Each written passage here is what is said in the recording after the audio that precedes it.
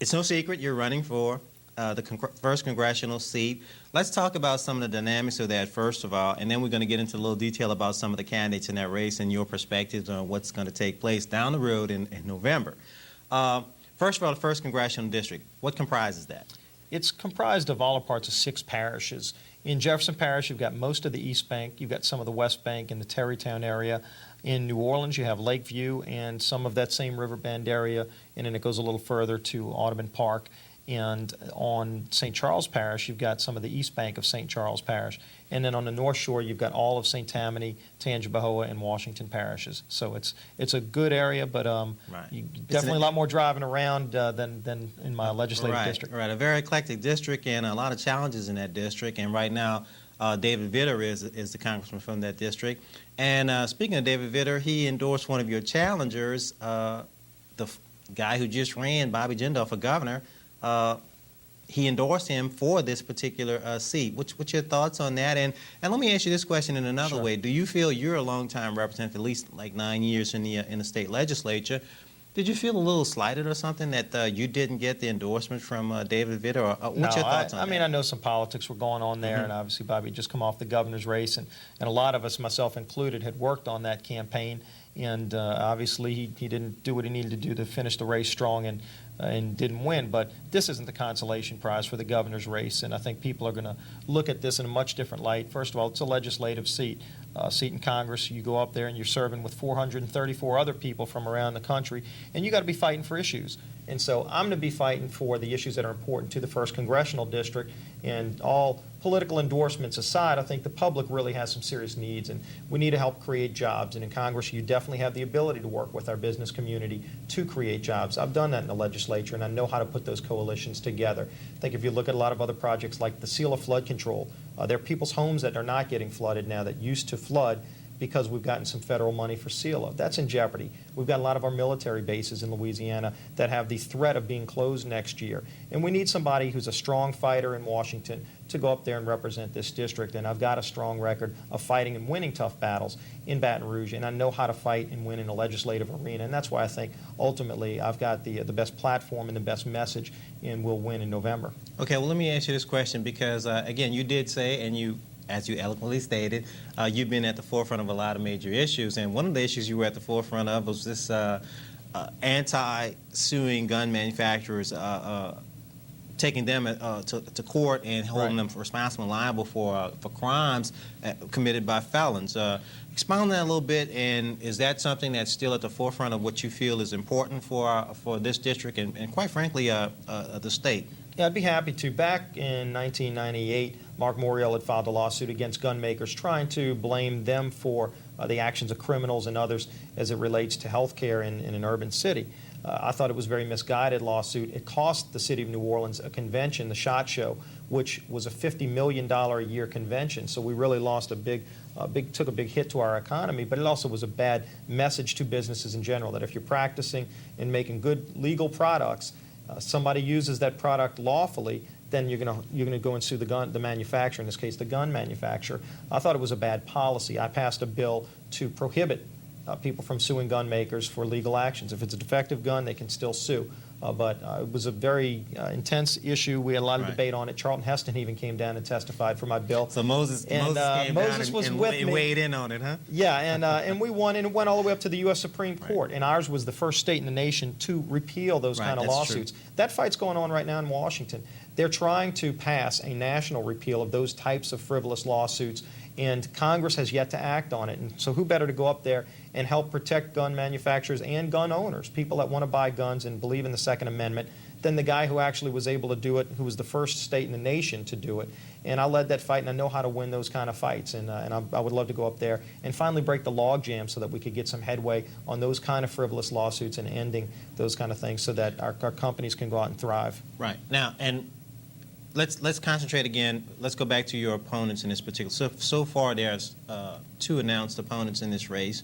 One of them is, as we said, Bobby Jindal, okay? And we also have the senator on the North Shore, he's thrown his hat into the race. Right. What are some of the dynamics with those individuals as pertaining to in relationship to Steve Scalise as state representative? And have you had any conversations with these individuals?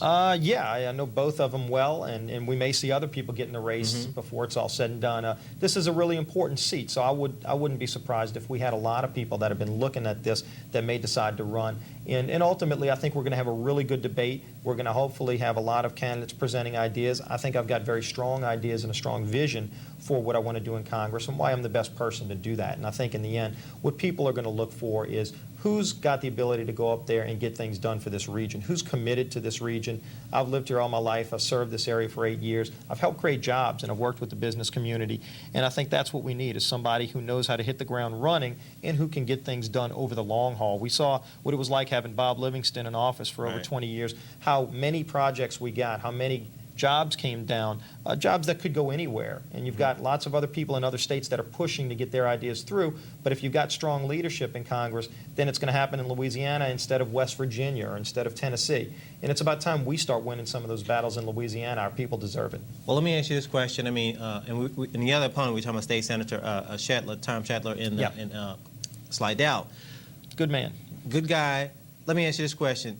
Do you look at Bobby Jindal as an outsider, and do you look at him as an individual who, and let's face it, in a gubernatorial race, this was one of the things that he was tagged with, that he never really finished a job. He had a lot of appointments, high-profile appointments, you know, that were very, very pertinent to what we needed to do, you know, not only statewide but nationwide. Are you planning on using any of that in your campaign, and do you feel that those are some of the negatives that Bobby Jindal brings to the table as far as trying to represent the 1st congressional district? I don't view this race as a race of, you know, he did this or that. I mean, you know, he lived in Baton Rouge last year, and if he wants to move here and run, that's his legal prerogative. But I think ultimately what the voters want is somebody who's actually committed to this district, who's willing to get some things done, and who knows how to get things done. And I think that's going to be the biggest distinguishing point between myself and anybody else who wants to run.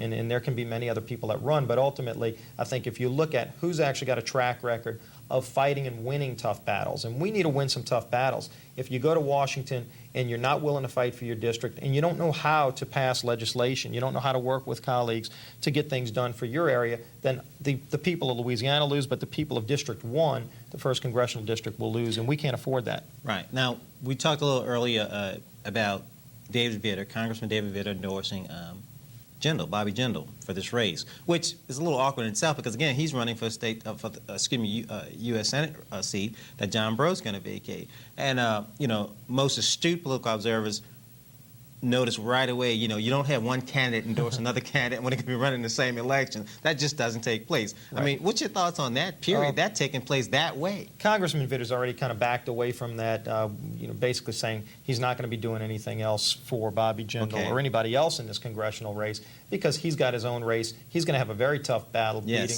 Chris John or John Kennedy the U.S. Senate seat. And so I think what you're going to see is him focusing exclusively on his race. And ultimately, the voters don't like people trying to tell them what to do anyway in terms of political endorsements and who endorses who. I think they want to see who's got the best plan for this district. And that's what I'm laying out. Now, Jefferson Parish Sheriff Harry Lee also endorsed Bobby Jindal. Now, usually some people look at that as the kiss of death because generally... I joke that I asked Harry to endorse Bobby so that his record is not that good as far as folks coming through with the victory once he endorses. Right, and I think that shows that people don't like all of these old-time endorsements because in the end, they want somebody who's got a real vision for what they're going to do. And I know I've got a strong vision. I'm not running for this seat because I lost another seat. I'm running for this seat because I've got a lot of things that I think we need to get done in Congress. We need some tough battles to be won for us finally. We need somebody who's going to help pass some of the tough legislation that's failing right now or that's sitting on the table, not going anywhere. Right. We need some things done in this area. We need somebody who knows how to get it done, and that's what Steve Scalise is going to do. Now, so far, I mean, you're all Republicans that have announced that you want to run for this seat. I mean, you're a Republican, obviously. Senator Shetler, he is, and also Bobby Jindal. Are you going to get, or do you expect any serious intervention by the RNC, the National party to come in and weigh in on this particular race? I've met with people at the RNC and the National Republican Congressional Committee.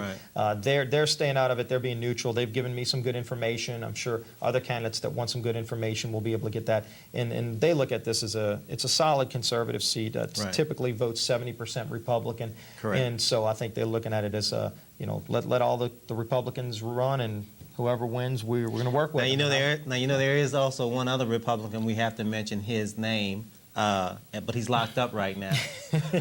But he's talking about running for this seat, and that's the infamous David Duke. We had that topic covered quite often on several segments of the Political Observers, and the general consensus was that he would probably pull maybe 10% of the vote in that area, because those David Duke voters, historically, they fly below the radar, as said. What's your thoughts on that, and what do you expect to take place if he decides to run in the race? Well, I've heard some comments recently that he wouldn't run. Of course, we can't control that. As we've seen, somebody in federal prison can run. James Trafficant was sitting in prison. That's right. When he ran for Congress and he ran in Ohio, when he wasn't even in prison in Ohio. So there's nothing we can do right now to stop that. In the meantime, I think I just continue going out there and spreading my message. And I think that a lot of people that are really serious about replacing David Vitter with somebody who's going to go and make a long-term commitment to get things done in this district are going to choose Steve Scalise for Congress. Okay, and let's switch gears a little bit. There has been some knock against you, and let's talk about this. Your role in not wanting to approve or have legislated and enacted the Martin Luther King holiday. In your own words, explain what your position was and what was the whole dynamics of that when that was going on. Well, my position was that if we add an additional state holiday, regardless of who it's for, it's going to cost the state money, and it takes away from what we already have. We have a set limit of the holidays. If you want to add a day, then go propose which day you want to take away. And I don't mind having that debate. I just don't like the idea of adding any kind of holiday without taking another one away on the other side. Because if so, we've got right now a $500 million budget shortfall we're facing. If you add maybe another $20 million on top of that, then are you going to propose closing down Charity Hospital for a day maybe to make it up? I don't know. But I think those budget considerations have to be taken into account, because it definitely costs a significant amount of money to do that. So in essence, and just to be succinct about it, you were not against the holiday itself being honored or being celebrated, or even being a state holiday. You were looking at it from a fiscal perspective. Is that I think correct? We're going to have that debate, because there are some bills filed for the legislative session to add a state holiday for Martin Luther King, and there may be some for other people. And when that debate occurs, I think every author is going to have to show how they're going to offset that. Are they going to take away another holiday, or what part of the budget are they going to cut? And let's see where they come up with. We got a lot of holidays. I mean, we got Boudin Day and this day and that day. Right. So in other words, I guess the bottom line is, if that's going to take place, and from what I'm hearing, one other holiday will have to probably bite the dust. Am I hearing that correctly? I would think that would be the fiscally responsible thing to do when you're facing a $500 million shortfall. And you mentioned the legislative session. We have a special session coming up on March 7th. What's Steve Scalise's role? What are you looking at to do in that session? In the special session, the main thing I'm interested in seeing is that we finally address some of the burdensome taxes that exist on businesses. We've got two taxes that even Governor Blanco agreed during the campaign need to go, and that is the corporate franchise tax on debt and the sales tax on manufacturing machinery and equipment. They're two antiquated taxes that just about no other state in the nation has. And any time we try to bring in new plants, you try to bring in a car manufacturing plant, the first thing they say is, we don't have to pay taxes, maybe $50 million in taxes that we won't have to pay in Alabama or Mississippi that we will have to pay in Louisiana. Well, quickly you can see why we're not getting some of those plants, because we have taxes that other people don't have. We need to get rid of those taxes in the special session, and we need to get rid of them quickly. We can't wait another year or 2 years to start doing good economic development and creating jobs. I'm going to be pushing to make sure we get that done quickly. Well, let me ask you this. Our former Governor Mike Foster, he was looked at in a negative light, that he did not really do a lot for economic development. He was pretty much a home state governor. He didn't travel out to do very many things. Kathleen Blanco now is the governor, and she says, and she has so far begun that process of going out, reaching out, trying to get business, economic development, trying to get plants and corporations to come to Louisiana. what Steve Scalise's role is going to be with Governor Blanco to make sure something takes place really, really fast. I mean, because as you said, we have a $500 million budget shortfall. What's the role Steve Scalise is going to play at that? The role I'm going to play is to try to continue to push to make a good, sound, level playing field for our business community so that we can go out and create jobs. And I think a lot of people are talking about economic development. It was a big buzzword during the campaign, but you've got to deliver. You've got to actually produce. And what do you mean when you say economic development? Do you mean, yes, we are finally going to remove obstacles that are stopping businesses from coming here? Do you mean things like the motion picture incentives that we passed that are doing very well, that are highly successful, but yet they're set to expire in the next few years? Right. Let's extend that expiration date or remove it so that businesses that are willing, and there are a lot of businesses that want to make a long-term commitment to us, are first saying, you make the long-term commitment by extending those incentives so that we can come here and bring in more economic activity. I mean, we've already brought in over $200 million in just a year. So I think there's unlimited potential. We can have a billion-dollar industry there. Right. So I'm going to be pushing to help create jobs in a number of fronts, and hopefully the governor will go along with it and fulfill those promises she made. Well, those incentives definitely do work because there were a lot of major film productions that were going to take place in Canada. They actually 86 that, and they shipped them down here, and we got the benefit Yeah, for we're that. finally reversing the cycle, Right. and I think it shows you that good, sound tax policy will help create jobs, and it'll create the jobs quickly. You don't need to wait 3 years to create good jobs. If you're aggressive and you have a good, sound tax policy, you can bring in good industry that will create jobs for your people now and good, high-paying jobs. George Bush, he's running for president. Running for re-election, yes. And, you know, my nickname to you, I've always called you every time I say it, hey, look at George Bush. You know? I don't mind And I that. say that in a very friendly and a very, very complimentary way. What happens if George Bush? I mean, are you gonna attempt in any form or fashion to get George Bush or anyone like that to be side by side with Steve Scalise during this campaign trail? and because you know what happened to one of the congressional hopefuls in Kentucky when she used George Bush's banner as her platform, and she got defeated by a Democrat in a Republican district. Well, I'm not ashamed of the fact that I was a proud supporter of George Bush. I actually represented the Bush campaign in a number of debates 4 years ago during the first election. I won't be able to do that this year because I'm running my own race, but I think there are a lot of things that the president wants to do that I support. I want to make the tax cuts permanent. I know the president supports that as well. He can't get that through the Congress right now. I'm the kind of person who's going to be able to go up there and help push that through so we can create good jobs by having a good, sound tax policy at the federal level where businesses know these aren't taxes that are going to expire in 4 or 5 years. We don't want to make big investment. If you make them permanent, you're going to see, I think, a lot more economic activity nationally, and our economy will continue to grow faster. So I think a lot of the policies that the president supports are also policies I support, and I think we're both going to do well in this district. Do you support the constitutional amendment, the ban on gay marriages? Yeah, and I don't look at it as a ban on gay marriage as much as it's just a clear definition of what marriage is. Marriage is the union between a man and a woman right now in Louisiana and in just about every other state. Just because some extreme liberal judge in Massachusetts or you get a mayor in San Francisco that wants to violate the law, and if they start issuing licenses in violation of the law, then ultimately, if that goes through the courts the wrong way, it can redefine marriage in our state. I think we should have a constitutional protection so that change does not occur. Well, you know what? I believe I agree with George Bush on that, supporting the constitutional amendment. Did I say that? Are you going to be campaigning with the president this year? But on since I that, can? but on that particular issue, I do agree with the president and also many other individuals who feel that something has to be done, because I think the Defense of Marriage Act fell a little short as far as really eliminating that gray area as far as what's really going to take place when one state, as you stated, Massachusetts, went ahead and knocked down the civil union statute, and that opened up the doors for the gay couples to get Right, married. and I think you're also seeing that there's some liberal groups that want to challenge the Defense of Marriage Act in court. And of course, President Clinton's the one who signed that into law. He did. But ultimately, if that gets thrown out, we have no protection to go beyond that. So we need a constitutional protection and a definition of marriage that explains clearly that it is the union between a man and a woman. And that way, no law can be thrown out. No liberal judge can try to give their own interpretation. Okay. In the news lately, there's been a lot of controversy over the wide-range investigation about the Morial Associates of former Mayor Mark Morial.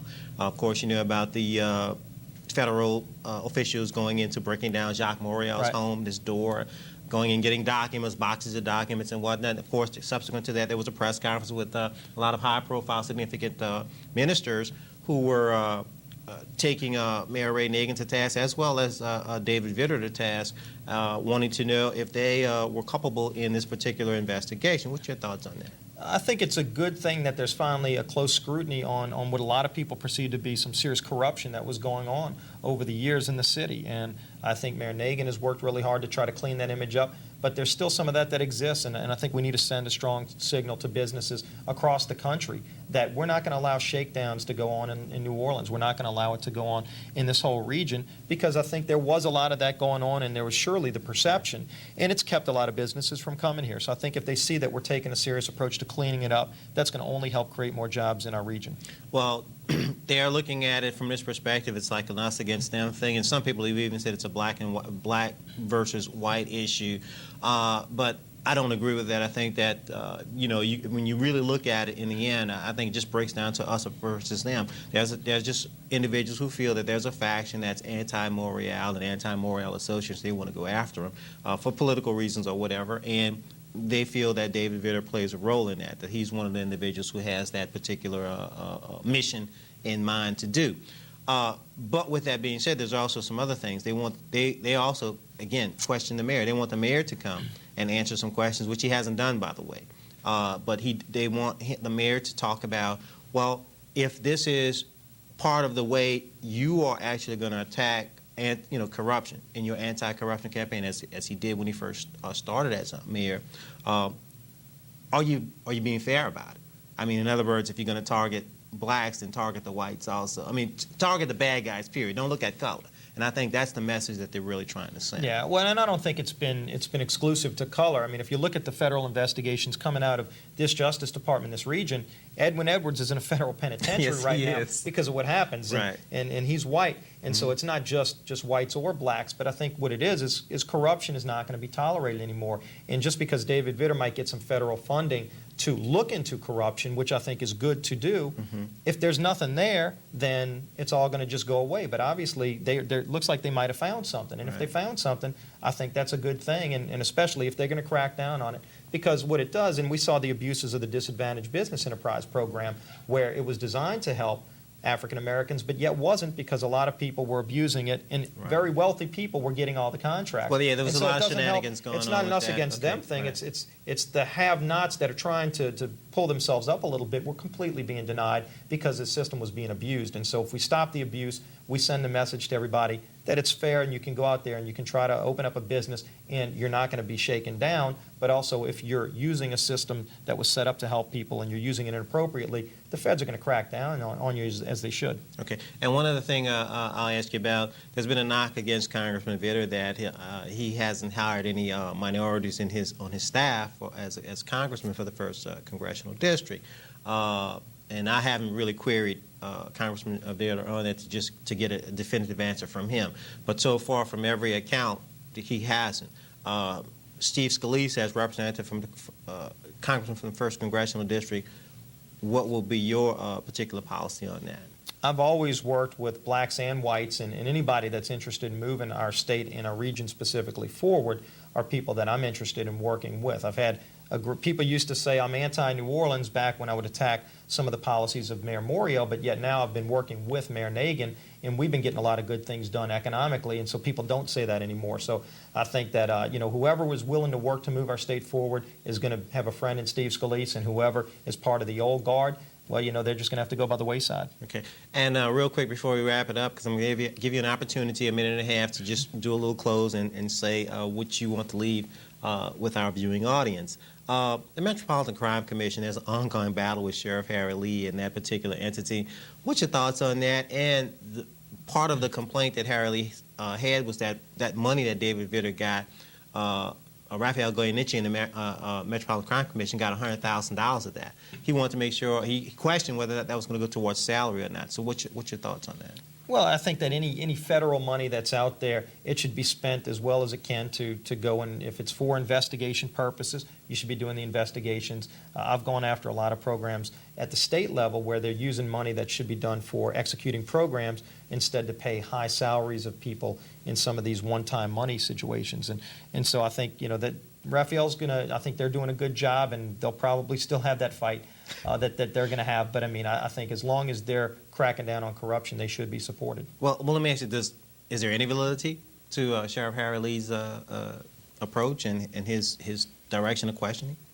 Anybody's free to question it, but I haven't seen any real substance come out. Okay. Well, look, I'm going to go ahead right now and give you about 30, 45 seconds to wrap it up and give some last thoughts to our viewing audience. Great. Well, my name is Steve Scalise. I've been a state representative for the last 8 years. I've been fighting tough battles and winning tough battles to help get things done. I've worked with our business community to create jobs. I passed the Motion Picture Incentives Act after 4 years of pushing and pushing to finally get it to where now you've got over $200 million of economic activity, and more importantly, our people are working, and you got people coming back to Louisiana, so we're reversing that brain drain. We've got a lot of battles that we need to fight in Congress. We need somebody who's going to go up and fight for us and be committed to the 1st Congressional District, and that's me. I've been willing to make that commitment. I'm really excited about the opportunity, and I appreciate everybody's support. Well, thank you so much, Representative Steve Scalise, and we look forward to a very exciting election. And ladies and gentlemen, I want you to tune in for updates on this race because I think it's going to be a very hot and heavy race. I'm your host, Joe Jones, and this is the Political Observers, and please stay tuned for the next segment.